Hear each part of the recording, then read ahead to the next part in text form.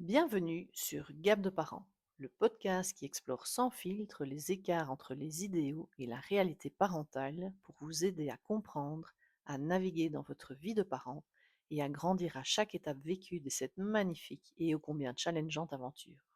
Je vous embarque avec moi.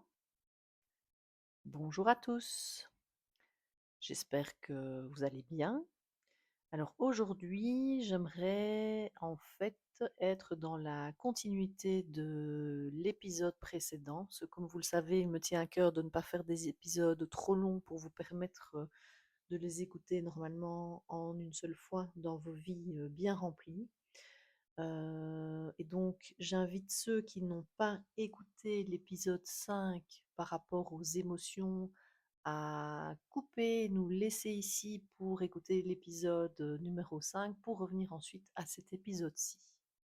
Alors ceux qui ont déjà bien fait leur travail et écouté l'épisode 5, je vous invite à rester parce qu'ici on va voir plus en profondeur de sentiments, on pourrait dire ça, c'est pas vraiment des émotions, mais qui sont des choses qui apparaissent souvent au moment où on devient parent et principalement maman. Vous savez bien que ce podcast est ouvert bien sûr aux parents et pas qu'aux mamans. Et en même temps, de mon expérience personnelle, de mon entourage, de mon expérience dans mon activité de coach, je vois que ce dont on va parler aujourd'hui, qui sont les thématiques de culpabilité et de dualité, ben, c'est quand même des grandes amies de nous les mamans. Voilà, donc les papas, je pense que c'est toujours intéressant d'écouter peut-être pour mieux comprendre vos moitiés, ça peut toujours être intéressant. Et bah, les mamans, je vous invite à bien ouvrir vos oreilles par rapport à cet épisode parce que je pense que quand je parle de culpabilité et de dualité, et on parle même souvent de dualité maternelle, bah, je pense que ça vous parle. Et donc l'idée aujourd'hui, c'est un peu de dédramatiser aussi tout ça parce que comme je viens de le dire, ce sont des sentiments qui arrivent quand on devient mère et qui nous ne lâche pas. Et bah, j'ai envie de vous dire, une des premières choses, et je vais balancer un pavé dans la mare directement, ben, faut vivre avec, j'ai envie de vous dire, parce qu'elles vont jamais trop nous lâcher, ces deux nouvelles meilleures copines. Voilà, elles sont pas si éloignées l'une de l'autre. Alors c'est pas des émotions, comme vu dans l'épisode précédent, c'est pas des choses qui restent juste quelques secondes, malheureusement on aimerait bien. Donc c'est plutôt un sentiment, une sensation. Vous voyez, quand ça fait des mois, voire des années qu'on n'a pas pris de temps pour soi et qu'on rêve vraiment de prendre un temps, que ce soit pour soi-même seul, pour aller se faire masser, pour aller passer une journée au spa, aller voir ses copines, ou passer un temps aussi en amoureux. Euh, ben, en général, on ne rêve que de ça.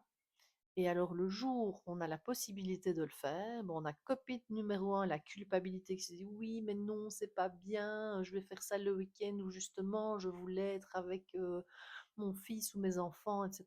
Donc on se cherche des excuses entre guillemets. Et il y a déjà pas mal de personnes, moi y compris, je l'ai fait, moi y compris, pardon, je l'ai fait avant aussi. Ça arrive de dire non, mais en fait, je vais pas le faire, c'est pas bien, etc. Et donc là, on est en pleine culpabilité de potentiellement, par exemple, voir moins ses enfants pour aller prendre ce temps pour soi ou pour son couple. Et vous avez la deuxième copine, dualité, qui n'est jamais très loin, qui se dit on rêve de ce moment depuis des jours, des semaines, des mois, voire des années dans certains cas.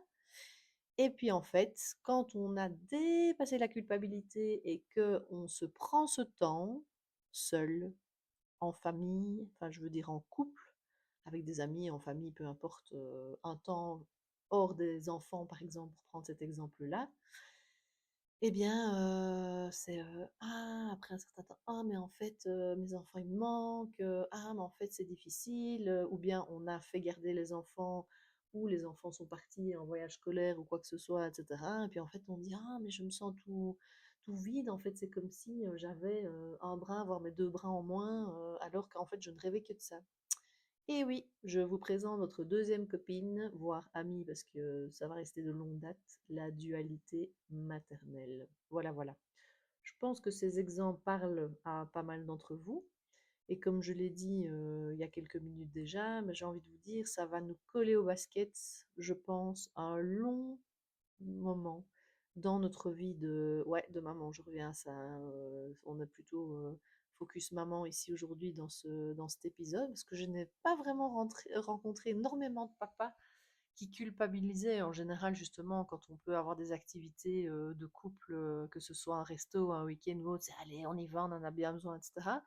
Et eux, ils ont souvent pas trop de difficultés à clapper la porte pour aller passer ce moment, que nous, on est vraiment rongés par cette culpabilité. Alors, je dis pas que les papas aiment moins leurs enfants, loin de là, bien au contraire, mais c'est vraiment cette culpabilité, moi, de ce que j'ai vécu, ressenti et ce que j'ai pu voir en coaching, c'est vraiment typiquement féminin.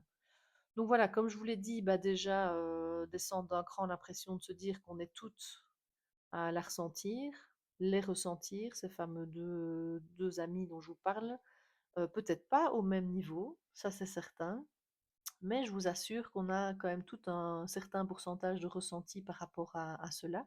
Et ça peut être aussi par rapport à des questionnements qu'on a sur le fait qu'on adore notre travail et parfois le travail prend trop de place par rapport à notre vie familiale, mais en même temps on adore notre travail, mais en même temps on se dit qu'on n'est pas assez à la maison et donc de nouveau, bah, nos deux amies, elles frappent à la porte, clairement. Donc ça c'était pour vous donner un deuxième contexte.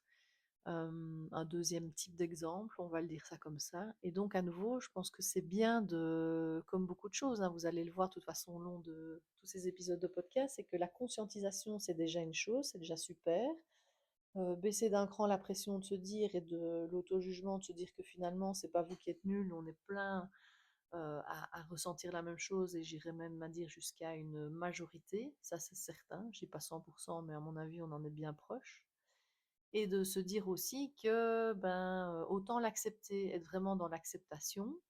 Et par contre, peut-être essayer, alors je ne vais pas vous dire de s'en détacher, de l'éteindre, parce que ça, je pense que c'est impossible, mais de se rassurer, entre guillemets, un maximum, de se dire qu'on fait aussi ses propres choix en conscience, que ce soit pour revenir au premier exemple d'un temps pour soi, entre amis, seul ou en couple, c'est de se dire, voilà, je suis arrivée à un moment donné où j'en ai besoin, que ce soit pour moi-même, pour ma santé mentale, j'ai besoin de recharger mes batteries et je le fais justement avec mon type de ressources qui sont ces temps pour moi. Et donc finalement, c'est prendre du temps pour soi pour revenir de nouveau chargé à bloc pour continuer à pouvoir être aux côtés de vos enfants, dans votre famille. En étant en pleine présence et surtout en pleine forme et en pleine santé mentale. Donc ça, c'est important de se le dire. Vous faites ça pour vous et c'est un investissement entre guillemets que vous faites pour vous, mais également pour vos proches et pour votre famille. Donc ça peut aider aussi à déculpabiliser un peu.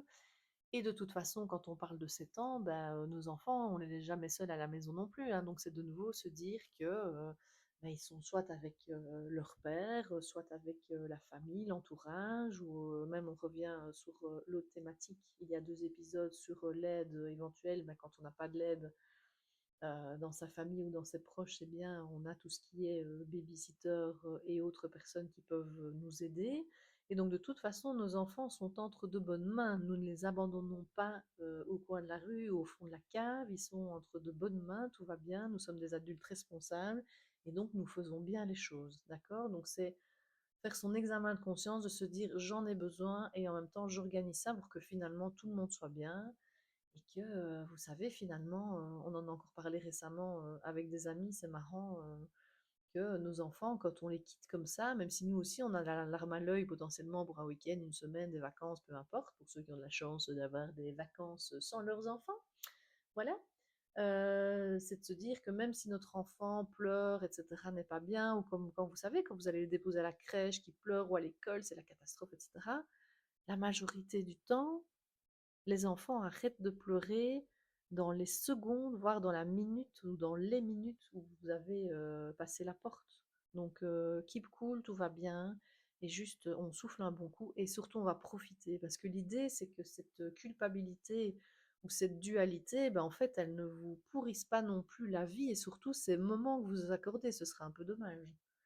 Et pour revenir du coup au deuxième exemple autour du travail et de la place que le travail a dans votre vie, de l'importance que le travail a dans votre vie, et là je parle en connaissance de cause parce que moi je suis une personne qui m'épanouit dans mon rôle de maman, mais qui a aussi une valeur travail très haute, et je n'ai aucune honte à le partager, même étant coach parental, peu importe. J'ai besoin également de m'épanouir via mon travail. Et donc, c'est de se dire aussi à des moments, c'est pourquoi est-ce que mon travail à certains moments, et de nouveau rien n'est figé dans le marbre, pourquoi est-ce qu'à un moment donné, mon travail prend plus de place? Est-ce que je me fais juste bouffer par mon travail? Alors là, par contre, c'est un problème et c'est à chacune d'entre nous de se poser, de se dire, oh là là, est-ce que là, je dépasse pas un peu mes limites? Est-ce que je ne charge pas trop un peu la barque par un patron, des collègues, ou moi ici par des projets qui me prendraient trop de temps et que je n'arriverais plus à prioriser, par exemple? Ou par contre, est-ce que c'est une période de rush, mais qui est consciente et qu'on sait ce qu'il va y avoir derrière et que c'est limité dans le temps et que finalement, bah, même si on est un petit peu moins présent en famille, c'est pour un temps limité et on sait le pourquoi on le fait. Que je vous invite d'ailleurs à partager avec votre famille, hein, d'expliquer le pourquoi maman est potentiellement un peu plus absente en ce moment. Et peu importe l'âge des enfants, ils le comprennent, ne vous inquiétez pas.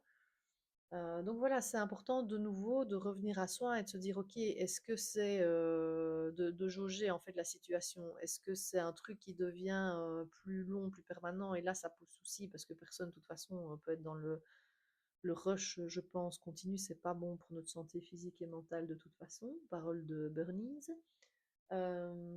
Et donc c'est ça, c'est soit ça peut être un signal d'alarme, cette culpabilité, donc ça c'est peut-être bien de l'écouter, de se dire ok, comment est-ce que je peux revoir mon temps de travail pour retrouver un certain équilibre, en tout cas dans ce moment présent.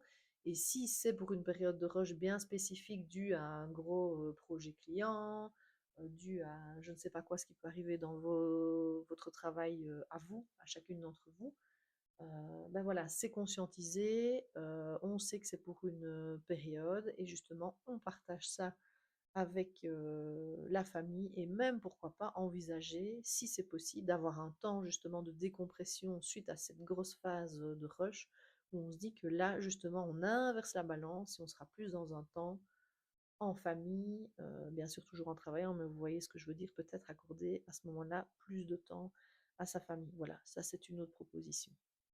Donc voilà, c'était important pour moi aujourd'hui, dans cet épisode-ci, de reparler de ces sentiments de culpabilité et dualité qui sont présents chez la plupart d'entre nous. Comme je vous l'ai dit, c'est pas dans l'idée de les éteindre ou de leur marcher dessus, parce que pour moi, c'est pas une solution et ça me paraît carrément inatteignable, mais c'est plutôt de se dire, ok, on prend conscience de ça, on l'accepte, et par contre, on peut travailler sur le niveau d'intensité de cette culpabilité, de cette dualité, en se disant pourquoi on le fait, pourquoi est-ce qu'on fait ces choses, ces événements, je sais pas moi, ces week-ends ou par rapport au travail à nouveau, pourquoi on le fait. On peut également le communiquer à l'entourage. Et puis alors qu'on profite justement de ces moments, c'est important aussi. Là, je reviens sur le premier exemple. C'est un peu dommage de s'accorder ce temps et puis de ne pas en profiter parce qu'on est rongé par la culpabilité. Donc, s'il vous plaît, profitez de ce moment pour mieux revenir après parmi les vôtres par la suite. C'est important. Et je finirai aussi en disant que, ça je ne l'ai pas abordé précédemment, mais ça me paraît important de finir l'épisode aussi là-dessus, c'est que une grande partie de cette culpabilité, en tout cas, peut-être moins la deuxième copine, la dualité, mais il n'y a rien à faire, elle est aussi nourrie par ce que nous renvoie la société, d'être la maman parfaite, d'être toujours présente en famille, et un peu ce personnage de la maman sacrificielle, vous voyez, celle qui donne tout à ses enfants, à sa famille à 200%, et qui prend pas de temps pour elle. Mais ça, c'est terminé. On en sort de cette ère-là. Et j'ai après tout ce que j'ai fait pour toi, ça c'est le genre de phrase, si vous l'avez déjà entendu, on a envie de dire aux gens, ben, je ne t'ai rien demandé de toute façon. Et je pense que c'est pas le genre de phrase que vous avez envie non plus de donner à vos enfants plus tard. Donc voilà, c'est important de penser à vous et de redescendre aussi De nouveau, vous pouvez aller voir dans un des épisodes précédents, le numéro 2, si je ne me trompe pas, par rapport à ce contexte dont je parle sociétal également, et cette pression qui est mise par la société ou les réseaux sociaux par rapport à cette image de maman, hein, principalement, c'est parents parfaits, mais c'est principalement les mamans qui trinquent par rapport à cette vision de la femme et de la maman parfaite. Et donc, je pense qu'il y a moyen aussi de pas mal diminuer cette charge de culpabilité en se disant que, ben voilà, on fait de son mieux chaque jour et qu'on a droit aussi à avoir une valeur travail haute ou avoir envie de prendre du temps pour soi ou avec des amis ou en couple ou quoi que ce soit. Voilà, ça ne fait pas de nous de mauvaises mamans, de mauvais parents, bien loin de là. Je pense que ça fait de nous des personnes plutôt bien équilibrées et bien en conscience de nos besoins. Et c'est ça que j'aimerais bien justement vous partager et vous conscientiser au fur et à mesure de ces épisodes de podcast. Voilà, je vais m'arrêter là parce que je vois déjà que je suis presque à 16 minutes pour cet épisode. J'espère que ça vous aura plu. N'hésitez pas à me partager vos commentaires ou vos réflexions par rapport à ça et je me ferai un plaisir de vous répondre. Je vous dis à très vite et prenez bien soin de vous.